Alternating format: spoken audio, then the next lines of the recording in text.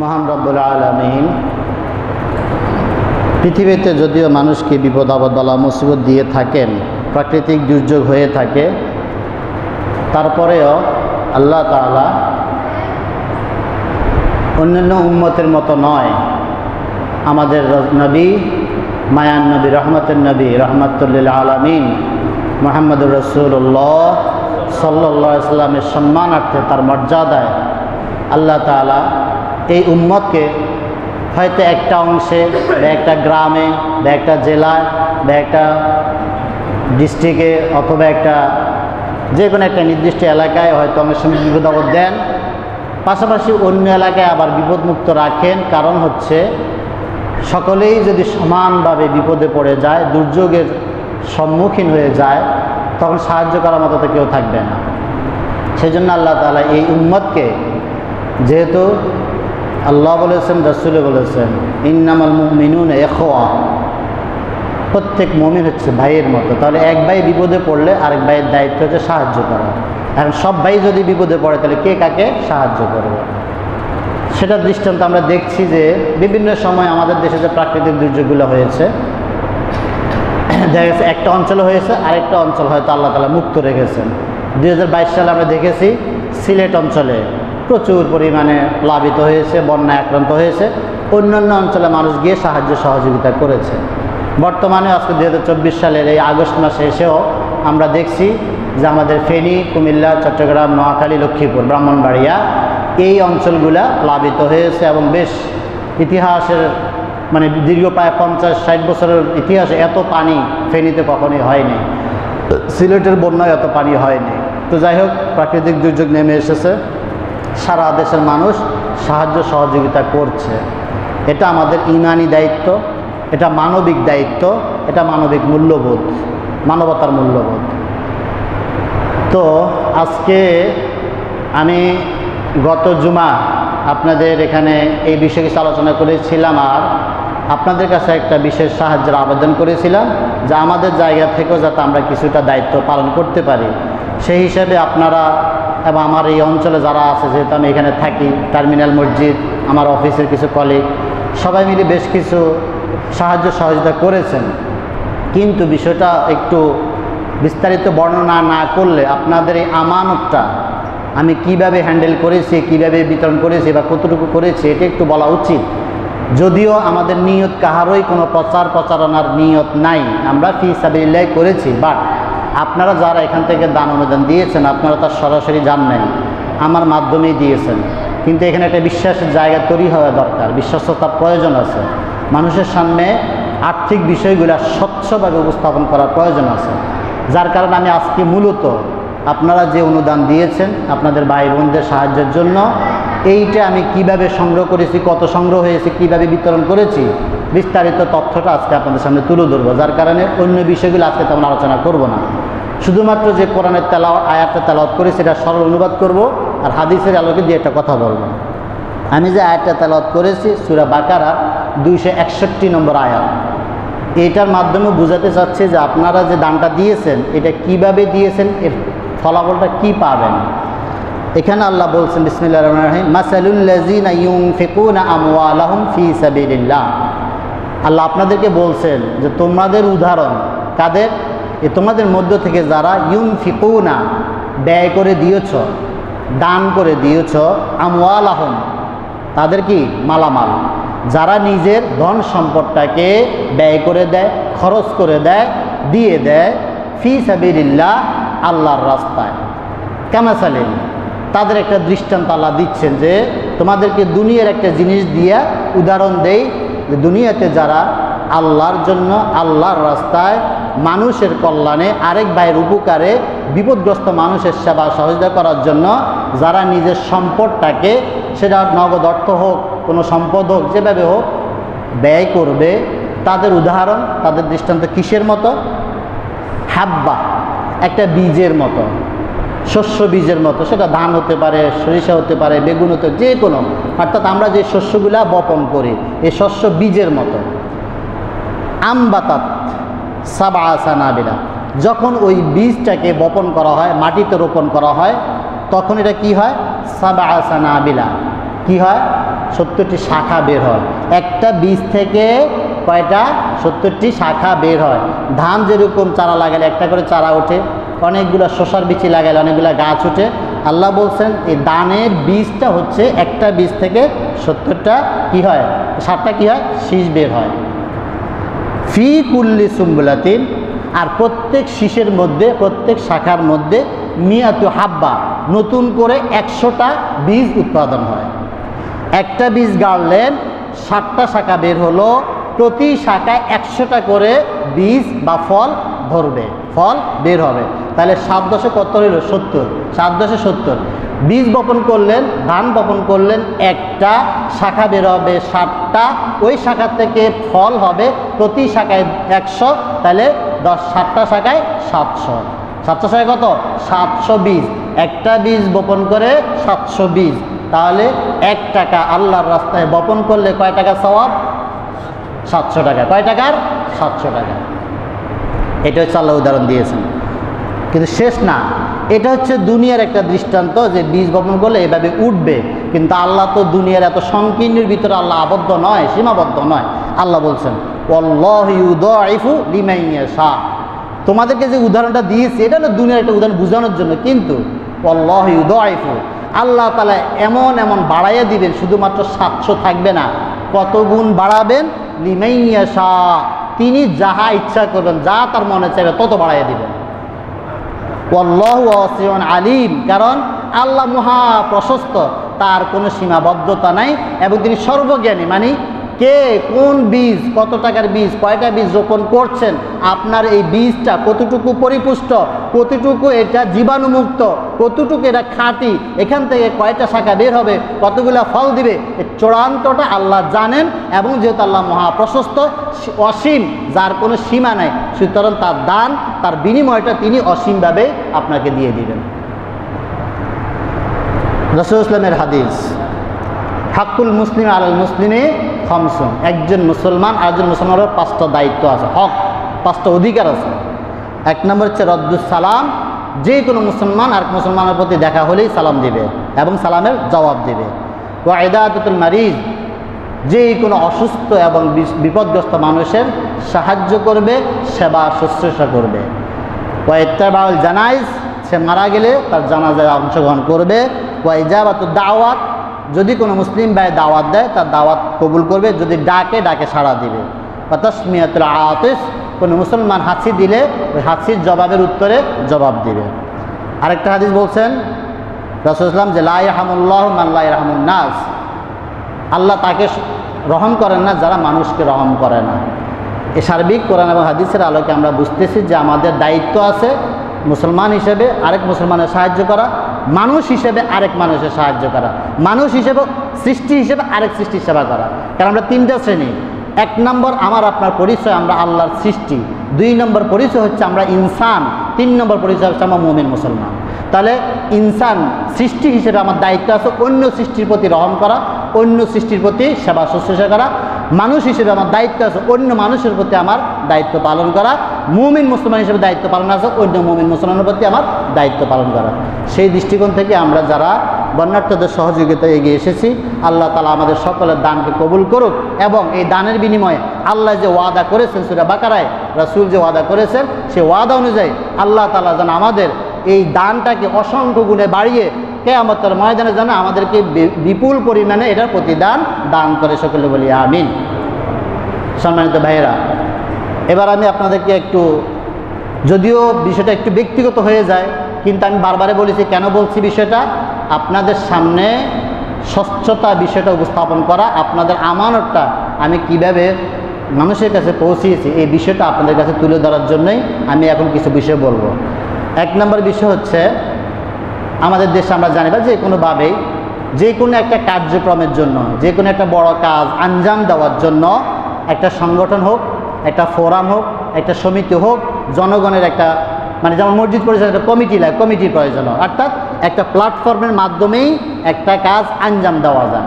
যে কোনো কাজ পরিচালনা করার জন্য কয়েকজন লোকের সমন্বয়ে একটা কমিটি থাকা লাগে, না হলে কাজটা সুষ্ঠুভাবে হয় না। কারণ একটা কাজ আঞ্জাম করতে হলে অনেকগুলা পার্ট আছে, অনেকগুলা শাখা পোশাখা আছে, এগুলো সমন্বয় করার জন্য অনেকগুলো লোকের প্রয়োজন হয়।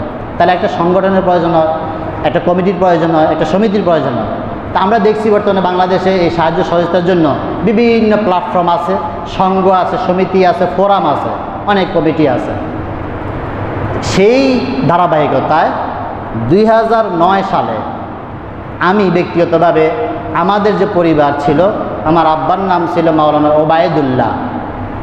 2009 সালে আমরা আমাদের পারিবারিকভাবে আমরা ভাই বোন বাগিনা অর্থাৎ আমার দাদা এবং নানা, পিতৃ এবং মাতৃ, এই দুই কুলের যারা আমার আত্মীয় স্বজন আছে, এই আত্মীয় স্বজনের মধ্যে বিশেষ করে যারা যুবক কিশোর, এদের অনেকগুলা কার্যক্রম, এবং আমরা তখন দেখলাম যে কিছু কিছু আমাদের আত্মীয় স্বজনের বিয়ের বাড়িতে কিছুটা অন ইসলামিক কার্যক্রম হয়। আমরা জানি বিয়ের বাড়িতে সাধারণত কি হয়, গান বাজনা হয় না, পোলাপান কী করে, আনন্দ ফুর্তি করে, গায়ে হলুদ করে, বিভিন্ন রকমের ফটকা ফুটায়, বাজি ফুটায়, এই কাজগুলো হয় দেখলাম।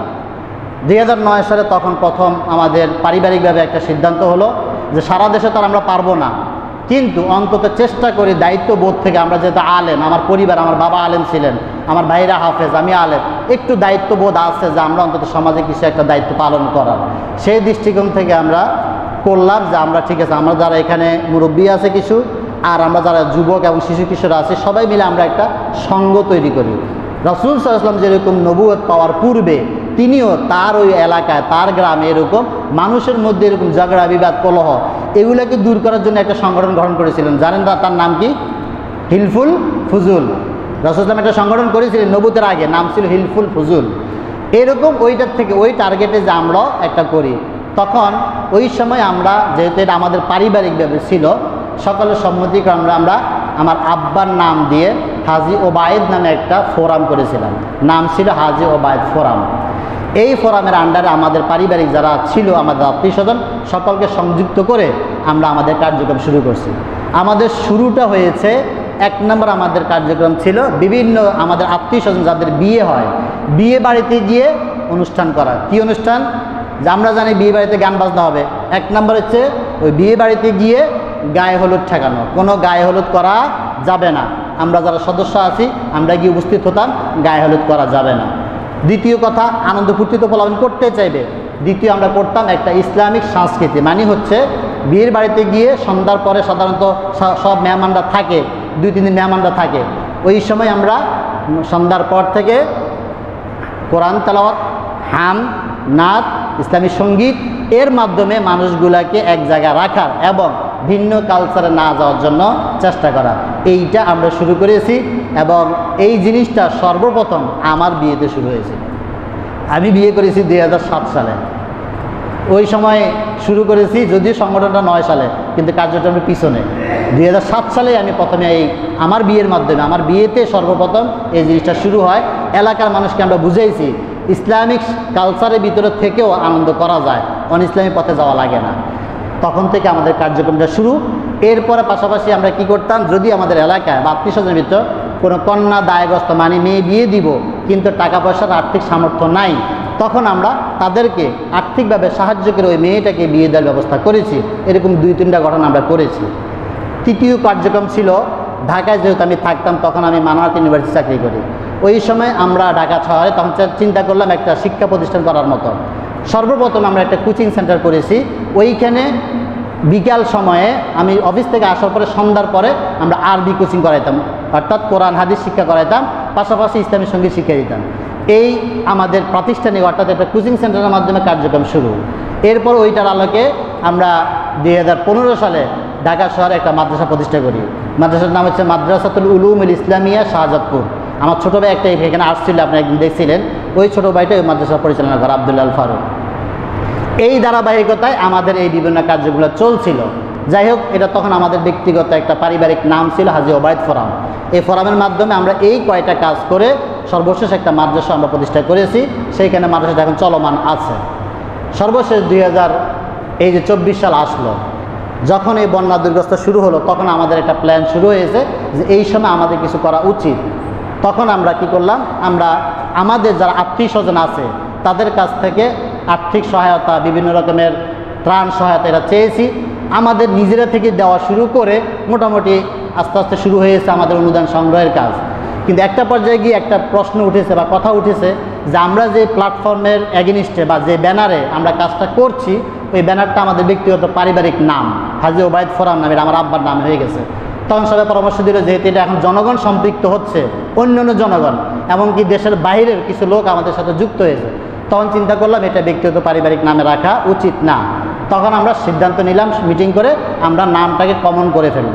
সেই উদ্যোগ নিয়ে আমরা সর্বশেষ সিদ্ধান্ত হয়েছে আমরা আসসুফা, রাসূল ইসলাম যে একটা মাদ্রাসা প্রতিষ্ঠা করেছিলেন আসসুফা, দারুসুফা, আসহাবে সুফা, এটা আমরা ইতিহাস আমরা জানি, ওইটাকে কেন্দ্র করে টার্গেট নিয়ে আমরা তখন আসসুফা কল্যাণ ফোরাম, অনেকগুলো নাম প্রস্তাব ছিল, প্রথমে ছিল আসসুফা ফাউন্ডেশন, কিন্তু এই নামে আরেকটা প্রতিষ্ঠান আছে বাংলাদেশে রেজিস্টার, পরে আমরা চেঞ্জ করে এটাকে আসসুফা কল্যাণ ফোরাম নামে এই ফোরামটা সংগঠন করি, নামটা চেঞ্জ করে। সর্বশেষ এই ফোরামের আওতায় এসে আমরা আমাদের কার্যক্রম শুরু করি। আমাদের অলরেডি একটা টিম আমার যাওয়ার কথা ছিল, আপনারা অনেকে জানেন, তবে আমি একটা অ্যাক্সিডেন্টের সম্মুখীন হয়েছি গত 3 দিন আগে, তারপর আমার কাজ আগে শুরু হয়ে গেছে, চলে গেছে অলরেডি একটা টিম গেছে, আজকে রাতে সকালে ভোরে আরেকটা টিম চলে গেছে। এখন আমি আপনাদেরকে একটু বিস্তারিত বলবো হিসাবটা, যেহেতু আপনারা আমার কাছে আমানত দিয়েছেন, এই আমানতটা আমি কিভাবে কতটুকু পেয়েছি আর কীভাবে বিতরণ করেছি এটা আপনাদের সামনে তুলে ধরছি। জিনিসটা কেউ অন্যভাবে নেবেন না, আমি বারবারে বলেছি প্রচারণা আমাদের উদ্দেশ্য নয়, কিন্তু আপনার আমানত, আপনার বিষয় হিসাবটা আপনাকে দেওয়া এটা আমার দায়িত্ব, যেহেতু আপনারা আমাকে বিশ্বাস করে আমার হাতে তুলে ধরেছেন। এবং এই বিষয়ে অনেক সময় অনেক রকমের বিপরীত ঘটনা ঘটে থাকে, দেখা গেছে মানুষের সাহায্যের কথা বলে মানুষের কাছ থেকে টাকা নিয়ে নিজের পকেট ভরে নিজের আত্মীয় স্বজনকে খাওয়া, এরকম ঘটনা ঘটে, যার কারণে বিশ্বাসের জায়গা যে তৈরি হয়, আপনারা যাতে আশ্বস্ত হতে পারেন যে আপনার সাহায্যটা যথাযথ মানুষের কাছে পৌঁছেছে। সর্বপ্রথম আমি হিসাব দেব আমার এই এলাকায় আমি যে কালেকশনটা করেছি। 1 নম্বর কথা ছিল আমরা এই মসজিদে গত জুমায় আপনারা যে মসজিদের কালেকশনটা হয়েছিল 1950 টাকা আমার হাতে তুলে দিয়েছিলেন, অবশ্যই হিসাবটা সঠিক কিনা বলবেন, 1950 টাকা, তাই না? ঠিক 1950 টাকা আমার হাতে তুলে দিয়েছিলেন, 1 নম্বর। দ্বিতীয় নম্বর, টার্মিনাল মসজিদে যে খতিব সাহেব আছেন তিনিও কালেকশন করেছেন, সেখান থেকে 8655 টাকা আমার হাতে তুলে দিয়েছিলেন। তৃতীয়, আমার এইখানের মসজিদের কিছু মুসল্লি আছে, নাম বললেও বলা যায়, তবে ঠিক আছে নাম বলবো না আমি, এখানে কিছু মুসল্লি আছে, একজন মুসল্লি 2000 দিয়েছেন, আমাদের তালিবুন্নেসা মাদ্রাসার একজন শিক্ষক আমাকে 500 দিয়েছেন, একজন মুসল্লি 2000, আরেকজন 1000, একজন 50, একজন 500, তারপর টার্মিনালের একজন মুসল্লি 200, তারপরে আরেকজন আমাদের এই যে সৌরভ ভাই যে এখানে ঘোষণা দিয়েছিলেন 5000, এরপরে আপনাদের পক্ষ থেকে আমি বলেছিলাম 10,000 টাকা দিয়ে দিব, সেই 10,000, এরপরে আমার 2-1 আত্মীয় 500, তারপরে একজন আমাকে বিকাশে 100 টাকা দিয়েছেন, আর এক মুসল্লি 500, আরেক কলিগ 500, এইভাবে আমাকে দেওয়ার পরে গত 28 তারিখ পর্যন্ত আমার কালেকশন ছিল 33,455 টাকা। তাহলে এই অঞ্চলে থেকে আমি টোটাল গত 28 তারিখ পর্যন্ত, 29 তারিখ বলিনি, 28 তারিখ পর্যন্ত আমার কাছে জমা হয়েছিল 33,455 টাকা। এই টাকাটা এই অঞ্চল থেকে আপনারা আমাকে দিয়েছেন। ঢাকায় আমাদের কালেকশন হয়েছে 23, 24, 25 অর্থাৎ 28 তারিখ পর্যন্ত, তবে এই 3 দিন কালেকশনটা হয়েছে। ঢাকায় আমার যে এলাকায় আমি যে বাসায় থাকতাম শাহজাদপুর বাড্ডায়, ওইখানে আমার ভাইরা থাকে, তারা 24,060 টাকা কালেকশন করেছে এলাকা থেকে, এলাকার মসজিদে, এরকম মসজিদে তারা বাইরে দাঁড়ায় 24,060 টাকা। মানারাত ইউনিভার্সিটি, আমি আগে যে বিশ্ববিদ্যালয়ে ছিলাম সেখানে কয়েকজন শিক্ষার্থী আমার বাসায় আমাদের এলাকা থাকে, তারা ব্যক্তিগতভাবে 27,190 টাকা কালেকশন করেছে। সুবাস্তু মার্কেট, আমার বাসার উল্টা দিকে একটা মার্কেট আছে, ওই মার্কেটে আমার বন্ধু তানজিদ, আমার বাগিনা আছে ইমন, ওই যারা আমাদের মোটামুটি জানাশোনা, তারা 3810 টাকা কালেকশন করে দিয়েছে। আমার ভাতিজা সোহেল এবং তার এক বন্ধু মিলে আমাদেরকে 42 পিস স্যানিটারি ন্যাপকিন এবং আমার আরেক ভাই ফাহাদ সে 100 পাতা নাপা কালেকশন করে দিয়েছিল। আর শাহজাদপুর এলাকায় আমাদের যে মাদ্রাসা যা আছে, ওই যে বললাম মাদ্রাসাতুল উলুমুল ইসলামিয়া, এই মাদ্রাসা যারা অভিভাবক আছে, ছাত্র আছে, তারা মিলে 12,950 টাকা। এই টোটাল 28 তারিখ পর্যন্ত ঢাকায় আমার কালেকশন ছিল 68,010 টাকা। তাহলে এই 68,010 টাকা আর আমার এইখানে যে কালেকশন হয়েছে, এই দুটো মিলে আমার টোটাল কালেকশন হয়েছে এই পর্যন্ত প্রায় 1 লক্ষ না, আচ্ছা ওই এখানে আর 2টা কালেকশন আছে। 29 তারিখ গতকালকেও আমার এখানে 500 টাকা একজন দিয়েছেন আর 1000 টাকা একজন দিয়েছেন। আর আমাদের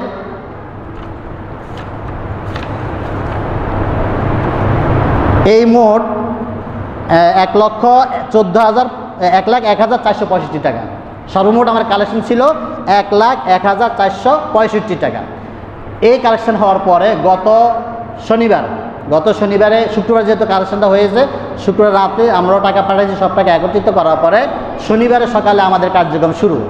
ঢাকা শহরে আমরা যে আইটেমগুলো দেওয়ার চেষ্টা করেছি, বিশেষ করে চিড়া, গুড়, খেজুর, তারপরে নাপাতে ওষুধ, স্যালাইন, এই বিষয়গুলা দেওয়ার জন্য আমরা যখন মার্কেটে গিয়েছি তখন একটা প্রবলেম ফেস করতে হয়েছে। প্রবলেমটা হয়েছিল আমরা তখন চিড়াটা পাওয়া যাচ্ছিল না। ঢাকা শহর কারণ বাজার সব খোঁজা হয়েছে, চিড়া পাওয়া খুব টান, তখন পাওয়া যাচ্ছিল না। শনিবার পুরো দিন অনেক চেষ্টা করা হয়েছে, পাওয়া যায়নি। সর্বশেষ না পাওয়ার কারণে বাধ্য হয়ে আমি এই এলাকা থেকে, কারণ এটা আমার চ্যালেঞ্জ ছিল যে আমি মানুষের আমানতটা তার দায়িত্ব জায়গা মতো পৌঁছাইতে হবে।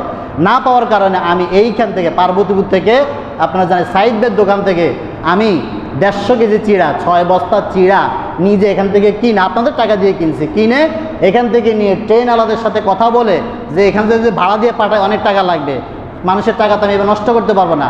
ট্রেন আলার আমার একটা পরিচিত লোক ছিল, তার মাধ্যমে কথা বলাইয়া বিনা পয়সায় ট্রেনে উঠাইয়া দিয়া আমি ঢাকা পাঠাইছি।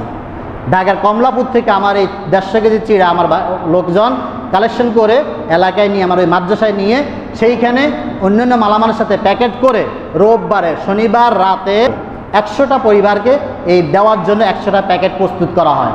করে এই প্যাকেটগুলা শনিবার রাত 12:40 পিক আপ চলে যায়, রোববারে গিয়ে আমাদের বাড়িতে পৌঁছায়।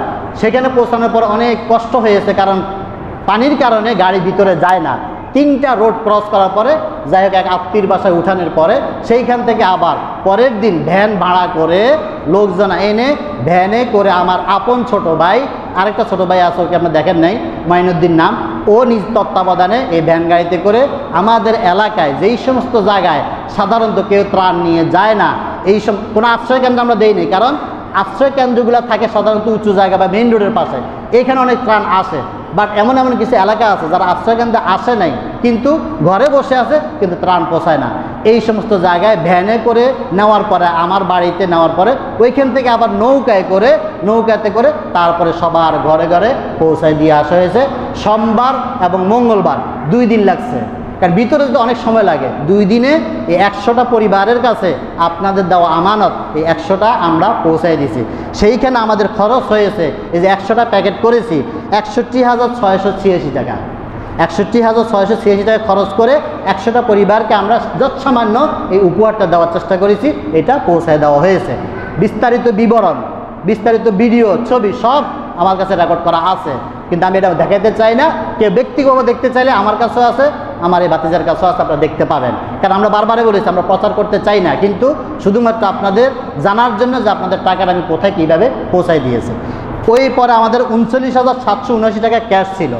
থাকার পরে গতকালকে আবার আমরা উদ্যোগ নিয়েছি, কারণ এলাকা থেকে বারবার ফোন আসতেছে যে ভাই এখনও অনেক পরিবার বাকি আছে, আরও আমি তো মাত্র আমার 2টা এলাকায় দিয়েছি, আরও অনেকগুলো এলাকা আছে যেখানে মানুষ যাচ্ছে না ত্রাণ নিয়ে। পানি কিন্তু লক্ষ্মীপুরে দিন দিন বাড়তেছিল, আজকে বা কালকে একটু স্টেবল আছে, কিন্তু গত পরশুদিন পর্যন্ত পানি কিন্তু বাড়তেছিল, যার কারণে আবারও ফোন আসতে শুরু করলো যে ভাই আরও প্রয়োজন, ত্রাণ প্রয়োজন। তখন আমরা গতকালকে আবার উদ্যোগ নিয়েছি যে আরেকটা টিম পাঠাবো, এবং আগের আমাদের 150 কেজি চিড়া পাঠাইছি, সেখানে যেহেতু আমরা 100টা পরিবারের জন্য করছি 1 কেজি প্রায়, তাহলে আরও 50 কেজি চিড়া রয়ে গেছে। ওই চিড়াটা নিয়ে আমরা কালকে আবার উদ্যোগ নিয়ে আবার কালকে কিছু কালেকশন করে সেইখানে আবার কালকে 100টা পরিবারের জন্য আবার চিড়া, এখানে একটা আইটেম বাড়াইছি, চিড়া, মুড়ি, তারপরে নাপা সিরাপ বাচ্চাদের জন্য, যেহেতু বাচ্চাদের অসুস্থ হয়, নাপা সিরাপ, স্যালাইন, বিশেষ করে রাইস স্যালাইন, তার সাথে আমরা এবার গ্যাস লাইট যোগ করেছি, কয়েল যোগ করেছি, তারপরে কাপড় চোপড় যোগ করেছি, সাবান যোগ করেছি, এবং এই বিভিন্ন শুকনা কাপড়ের ব্যবস্থা করেছি যেভাবে পারছি। এগুলা করে আবার 100টা পরিবারের জন্য প্যাকেট তৈরি করে কালকের ভিতরে, কালকে রেডি করা হয়েছে সারা রাত, আজকে সকাল ফজরের পরে আরেকটা মাইক্রোবাস দিয়ে এই ত্রাণটা সকালবেলা পাঠিয়ে দেওয়া হয়েছে। হয়তো কিছুক্ষণের মধ্যে আবার আমার লক্ষ্মীপুর পৌঁছে যাবে।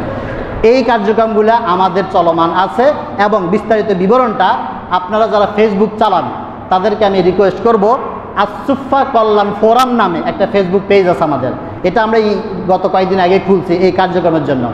আপনারা আপনাদের ফেসবুকে গিয়ে এটা সার্চ দিবেন, আসুফা কল্যাণ ফোরাম, সার্চ দেওয়ার পরে ওটা আসবে, আসার পরে আপনারা এটাতে লাইক শেয়ার করবেন এবং অ্যাড হয়ে যাবেন। তাহলে আমাদের কার্যক্রম যে ধারাবাহিক চলে, প্রত্যেকটা আমি ডেট তারিখ উল্লেখ করে কোথায় কোন টাকা কালেকশন করে, এবং আমার হাতের লেখার হিসাবটা আমি দিয়ে দিচ্ছি, ভিডিওগুলো দিয়ে দিচ্ছি। কাকে ত্রাণ দিচ্ছি সেটা কিন্তু আমরা ভিডিও করি না, কারণ তার চেহারা আমরা দেখাই না, শুধুমাত্র যে আমাদের লোক নিয়ে যাচ্ছে, প্যাকেটিং হচ্ছে, এটা ভিডিও করেছি বা ছবি দিয়েছি আপনাদের বিশ্বাসের জন্য, প্রচারের জন্য নয়। সুতরাং আপনারা দেখতে পাবেন। আমি আবারও বলি, দয়া করে আপনারা এই আসুফা কল্যাণ ফোরাম আমাদের ফেসবুকও আছে, হোয়াটসঅ্যাপও আছে, ফেসবুকটা আপনারা অ্যাড হবেন, শেয়ার দিবেন যাতে মানুষ জানে যে আপনারা যে টাকা পয়সাগুলো দিয়েছেন এগুলো কোথায় যাচ্ছে, তাহলে আপনি ঘরে বসে তথ্য পাবেন। এটা আপনারা দয়া করে নেবেন। এরপরে গতকালকে আমরা আজকে যখন পাঠানোর পরে গতকালকে একটা ঘটনা, সেটা হচ্ছে আমার যে ছোটো ভাই যেটা বললাম মাদ্রাসার যে পরিচালক আবদুল্লাহ, সে আবার একটা অফিসে চাকরি করে, বন্যাঞ্জা ওভারসিজ, বন্যাঞ্জা গ্রুপ আর কি, এটা গুলশান একটা অফিস। ওই গতকালকে ম্যাডাম যখন জানছে যে আমরা এই কাজটা উদ্যোগ নিয়েছি, তিনি আমাদের কার্যক্রমগুলো দেখেছেন, তিনি গতকালকে নিজের থেকে, উনি হচ্ছেন ওই গ্রুপের ম্যানেজিং ডিরেক্টর একজন ম্যাডাম, তিনি ওই আমার ছোটো ভাইয়ের হাতে 1 লাখ টাকা অনুদান দিয়েছেন। তিনি আমাদের এই আসুফা কল্যাণ ফোরামের হাতে 1 লক্ষ টাকার অনুদান হস্তান্তর করেছেন। এরপরে ওনার আবার যারা কর্মকর্তা কর্মচারী ছিল তারা 4160 টাকা আবার দিয়েছে, আরও কয়েকজন দিয়েছে, তার টোটাল মিলিয়ে গতকালকে আমাদের 1,46,100 টাকা গতকালকেও কালেকশন হয়েছে, আলহামদুলিল্লাহ। সেটা এই বিশ্বস্ততার কারণে দিয়েছে। পাশাপাশি উনি যখন শুনেছে আমরা ত্রাণ জোগাড় করেছি এবং পাঠাবো, তখন উনি বললেন ঠিক আছে, গাড়ি ভাড়া দেওয়া দরকার নেই, টাকাটা নষ্ট করার দরকার নেই। ওনাদের অফিস থেকে আমাদেরকে একটা মাইক্রোবাস দিয়েছে যে আজকে তো অফিস বন্ধ, আজকে সারাদিনের জন্য দিয়েছে যে আজকে আপনার এই মাইক্রোটা নিয়ে ত্রাণ পৌঁছাইয়া আবার আজকে রাতের ভিতরে গাড়িটা অফিসে পৌঁছাই দিন। এমনকি গাড়ির তেল খরচ, ড্রাইভার খরচ সব দিয়ে দিয়েছেন, যে কোনো খরচ আপনারা দিবেন না, গাড়িটা ফ্রি, আপনাদেরকে ওইখানে মাল পৌঁছাই দিয়ে আবার চলে আসবে। এই কাজটা ওনারা করে দিয়েছেন। তাহলে আমরা যে কার্যক্রমটা চলমান রাখছি, এই কার্যক্রমটা চলমান থাকবে এবং আসুফা কল্যাণ ফোরামটা একেবারেই নিবেদিত, একেবারেই ফি সাবিলিল্লাহ, একেবারে মানবতার কল্যাণের জন্য আমরা করেছি। যদিও আমরা অনেক ক্ষুদ্র, আমরা আসুন্নাহ ফাউন্ডেশন নাম শুনেছি, বাংলাদেশ সীমানা পেরিয়ে বিশ্বের দরবারে পরিচিত হয়ে গেছে। লক্ষ কোটি মানুষ আজকে আসুন্নাহ ফাউন্ডেশনকে ট্রাস্ট করে, বিশ্বাস করে, তাদের মাধ্যমে ত্রাণ দিচ্ছে।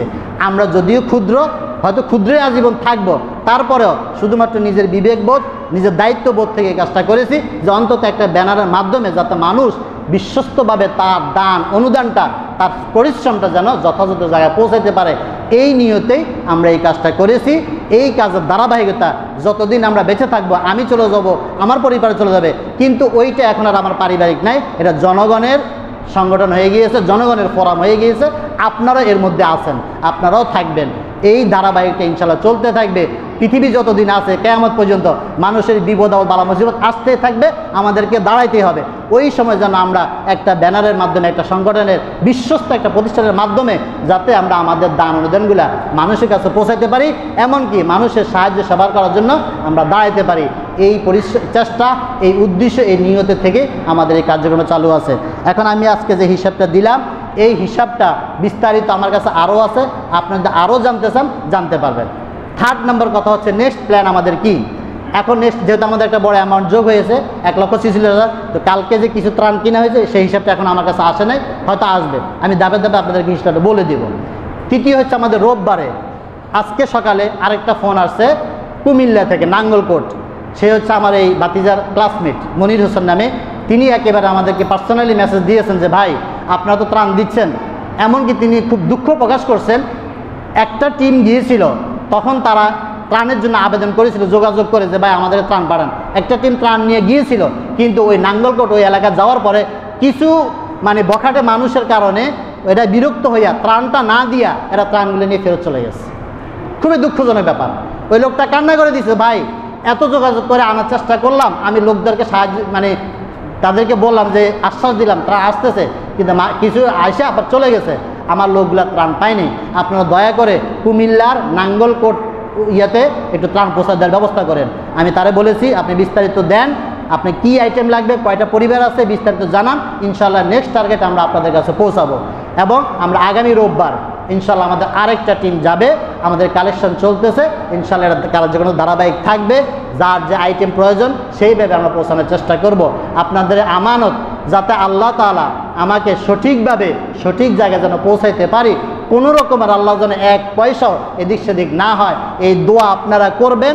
আমিও আপনাদের সামনে অঙ্গীকারাবদ্ধ এই মিম্বারে বসে আমি ওয়াদা করছি যে আমিও সর্বাত্মক চেষ্টা করব আপনাদের প্রত্যেকটা আমানতের পুঙ্খানুপুঙ্খ যথাযথ ব্যবহার করার জন্য, যে উদ্দেশ্যে দিয়েছেন সেইখানে পাঠানোর জন্য। পাশাপাশি একটা কথা বলে রাখি যে এই যে ত্রাণটা পাঠিয়েছি, বিশ্বাস করেন একটা ত্রাণও আমার কোনো আত্মীয় স্বজনকে আমি দেই নাই, দেব না। এমনকি আমার কিছু আত্মীয় স্বজন যাদের ঘর ডুবে গেছে আমার কাছে চেয়েছিল, আমি বলছি নো, এই ত্রাণ থেকে আমি আপনাকে দেব না। আমি ব্যক্তিগত থেকে আমি তাদের বিকাশের টাকা পাঠিয়ে দিয়েছি, আপনি বাজার থেকে কিনে নেন, এই ত্রাণ আপনাকে দেব না। তাহলে মানুষ বলবে স্বজনপ্রীতি করে। আমি কখনো এই কাজটা করব না। যতদিন চলবে আমি ওয়াদা করছি এই মানুষের যে দান এটা কখনো আমার আত্মীয় স্বজনের কাছে যাবে না, এটা আমার এলাকায় যাবে, সমাজে যাবে, প্রতিবেশীর কাছে যাবে, কিন্তু আমার যারা রক্তের ব্লাডের যে কানেকশন এদের কারো কাছে যাবে না, এদের কাছে আমি দিব না। তাদেরকে আমি ব্যক্তিগত সাহায্য করব, কিন্তু আম জনতার যে অনুদান এটা সবসময় আম জনতার কাছেই যাবে ইনশাআল্লাহ। এই ওয়াদা আমি করছি, আল্লাহ যেন আমাকে এই ওয়াদা সঠিকভাবে পালন করার জন্য মানে বজায় রাখতে পারি, এই দোয়া আপনারা করবেন। আজকে যে কথাটা বললাম আপনাদের হিসাব নিকাশ যতটুকু দিয়েছি আশা করি আপনারা আপনাদের হিসাবটা বুঝতে পারছেন। আর বিস্তারিত আর বলা তার সম্ভব না এত সময়। তারপর আমি বললাম এখন আপনি অনেকে আসছেন, আপনারা অবশ্যই আমাদের ওই ফেসবুক পেজে যোগ হবেন, তাহলে আমি একদম ডেট বাই ডেট আমি সব কিছু বলে দিই, কোন তারিখে কত কালেকশন হয়েছে, কারা দিয়েছেন, কীভাবে বিতরণ করছি বিস্তারিত আমি বলে দিয়েছি। সুতরাং আপনারা চেষ্টা করবেন আপনাদের দানটাকে অব্যাহত রাখতে। এবং এই যে বিপর্যয় চলছে, এই বন্যাটা যখন শেষ হয়ে যাবে আরও বড় বিপর্যয় আসবে। দুই ধরনের বিপর্যয়। এক ধরনের বিপর্যয় হচ্ছে মানুষের মধ্যে রোগ ছড়াবে। এই বন্যার কারণে যে এখন যে দূষিত পানি, দূষিত খাবার মানুষ খেয়েছে, না খেয়ে থেকেছে, এর কারণে বিভিন্ন রকম রোগ ছড়াবে। সেই সময় ট্রিটমেন্টের প্রয়োজন হবে, পর্যাপ্ত ওষুধের প্রয়োজন হবে। দ্বিতীয় নম্বর, লক্ষ লক্ষ মানুষ ঘর বাড়ি হারা হয়েছে, লক্ষ লক্ষ মানুষ কর্মসংস্থান হারিয়েছে। যে ছোটোখাটো ব্যবসা করতো, যার একটা ফার্ম ছিল, যার একটা দোকান ছিল, সব চলে গেছে, অর্থাৎ তার আয়ের কোনো ব্যবস্থা থাকবে না। সুতরাং ওই সময় মানুষকে পুনর্বাসন করা দুইটা জিনিস, একটা হচ্ছে তাকে আর্থিকভাবে পুনর্বাসন করা, আরেকটা হচ্ছে তাকে স্থাবর মানে তার থাকার জায়গার ব্যবস্থা করা। এই দুইটা জিনিস চ্যালেঞ্জ হয়ে আমাদের সামনে দাঁড়াবে। ওই সময় যাতে আমরা চ্যালেঞ্জের মোকাবেলা করতে পারি, আমি আশা করব আপনারা ওই সময়টাও আপনাদের এই দানটা যে যা পারেন, আমি বললাম আমাদের এই দানের মধ্যে 2 টাকা থেকে শুরু করে হাজার লাখ টাকা পর্যন্ত আছে। সুতরাং আপনার দানের অব্যাহত রাখেন। আমি আবারও বলি, আমি বলবো না যে শুধু আমার মাধ্যমে দেন, আপনারা অন্য মাধ্যমে দিলেও দিতে পারেন। যদি কোনো অন্য বিশ্বস্ত মাধ্যম পান আপনারা দেন উন্মুক্ত। আর যদি মনে করেন আমি যে কথাগুলো বলেছি আমাকে যদি বিশ্বাস করেন, আমার এই যারা স্বেচ্ছাসেবক টিম আছে তাদেরকে যদি আপনারা বিশ্বাস করেন, আমাদের ব্যানারেও আমাদের মাধ্যমে আপনারা দিতে পারেন। তো সুতরাং উদাত্ত আহ্বান জানাই, আল্লাহ তাআলা যে কথাটা বলেছেন সর্বশেষ, যে মানুষ যদি কোনো দান খয়রাত করে এটা এমন একটা বীজ হয়, এই এক বীজ থেকে আল্লাহ তাআলা 700 পর্যন্ত ফল দিতে পারেন। আল্লাহ আমরা যে দানটা যে যতটুকু দিয়েছি, কিয়ামতের ময়দানে যেন আল্লাহ তাআলা আমার দানগুলোকে ওই রকম কবুল করে, 1 টাকার বিনিময়ে এরকম লক্ষ টাকা যেন আল্লাহ আমাদেরকে প্রতিদান দান করে। আর যারা বিপদগ্রস্ত অবস্থা আছেন, অসহায় অবস্থা আছেন, আল্লাহ যেন দ্রুত আমাদেরকে প্রাকৃতিক দুর্যোগ থেকে হেফাজত করে। যারা আছেন তাদেরকে যেন আল্লাহ শারীরিকভাবে সুস্থ রাখে। আর যারা মাঠে ময়দানে কাজ করছেন বিশ্বস্ততার সহিত যথাযথ মানুষের কাছে যেন সুস্থ থেকে তার দায়িত্ব আদায় করতে পারে, আমানতগুলা যথাযথ পাত্রে যেন আল্লাহ তাআলা আমাদেরকে পৌঁছায় দেওয়ার সেই তৌফিক যেন আল্লাহ তাআলা দান করে। সকলের মন মানসিকতাটা যেন মানুষের খেদমতে, সৃষ্টির খেদমতে যেন কাজ করার জন্য আমরা প্রস্তুত থাকি সদা সর্বদাই। আল্লাহ তাআলা আমাদের সকলকে কবুল করে, সকলে বলি আমিন।